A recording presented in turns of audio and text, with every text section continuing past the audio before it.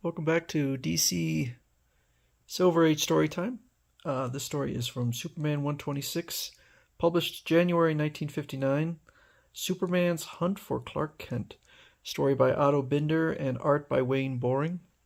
Superman says, "Please increase the voltage. You must shock me out of my amnesia.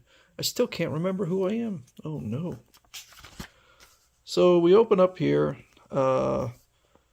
The super concussion from this kryptonite explosion gave me amnesia. I can't remember my former secret identity. Are there any clues in these pieces of clothing? They're parts of the disguise I used.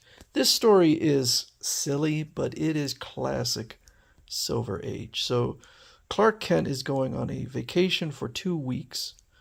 But actually what he's planning on doing is doing some research at his Fortress of Solitude and try and create an antidote to make him immune from kryptonite, except it explodes, causing him to black out. Who am I? What am I doing here, wearing this strange uniform? My mind is a blank. So he's attacked by a polar bear and doesn't realize he's invulnerable, but soon does when the claws do no damage to him. And he also discovers he can fly. And so it says, instinctively, Superman flies to his home city of Metropolis. Is it a bird? A plane? No, it's Superman. That seems to be my name. If I'm familiar to these people, they must have records of me somewhere. So he goes to the Superman Museum and tries to do research, but obviously the Superman Museum doesn't reveal his identity. Meanwhile, back at his apartment, his landlady has paid some painters to paint his place while he's gone. I'll surprise Mr. Kent and have his rooms painted while he's away on vacation. Be sure you men do all the closets, except he's got a secret closet with all of his secret stuff in it. So Superman needs to get a new identity because he can't remember what his old one was.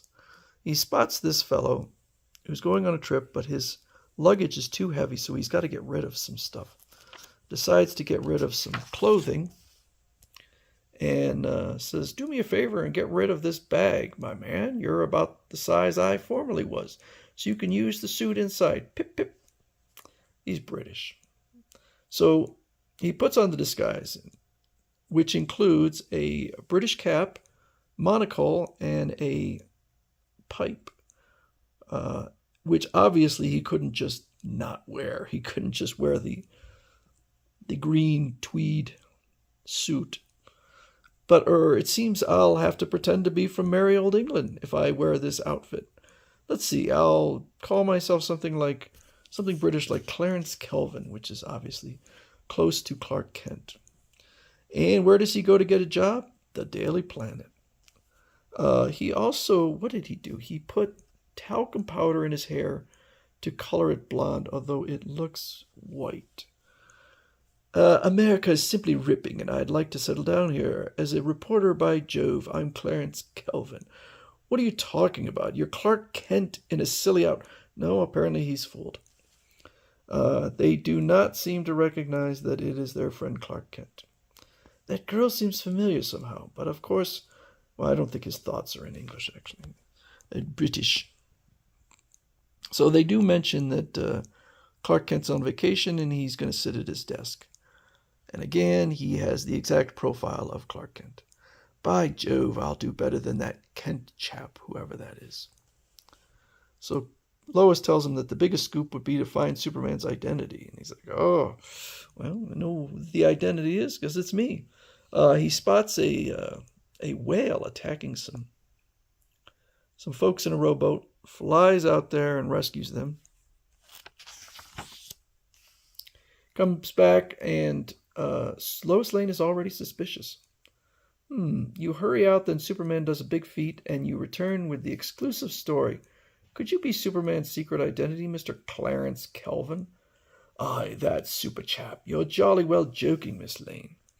So then he goes out later on and consults a scientist and says, I need to get my memory back. So they decide to try and give him a super shock. First, they hit him with 10 billion volts of electricity.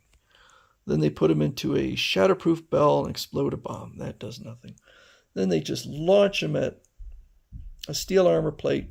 Again, does not work. Puts him an ice cold plunge in liquefied hydrogen. Nope, doesn't do anything. Meanwhile, the painters seem to have stumbled upon his hidden closet, but they can't seem to get in. He goes back to the Superman Museum, still trying to figure out who he is, and decides, hey, wait a second. I could just speed faster than the speed of light and look at myself prior to the explosion to figure out who I am. So he brings a giant lens that he has created and spots himself, and he says, great guns, it's that reporter's picture that I saw at the Daily Planet. I'm Clark Kent. So he goes back to his apartment. This fellow. Now, so apparently, I guess the shocking surprise fully restores Superman's memory. But returning to his apartment, he spots that the fellow is just about ready to push the button to open his secret closet, and he fuses it to destroy it. So Kelvin, whatever his name is, Clarence Kelvin is there. For years, Lois has tried to find out my secret. No, he's thinking that. I'll give her a break. Goodness, you're typing at super speed. Aha! I caught you, Clarence Kelvin. You're Superman. How careless of me to expose my secret. Well, you found me out, Lois. Yes, I'm Superman. Goodness, I've got the super scoop of the year, but I can't reveal it to the world without betraying you. Don't worry, Lois. Now that my old identity is exposed, I'll simply adopt a new one that you won't know. Oh, dear. I didn't think of that. Why did I spend all these years trying to find out your big secret? Later, when Clark Kent officially returns from his pretended vacation, and that's the story of Clarence Kelvin, I just wonder what Superman's new identity is, Clark. If she only knew, it's the same old identity.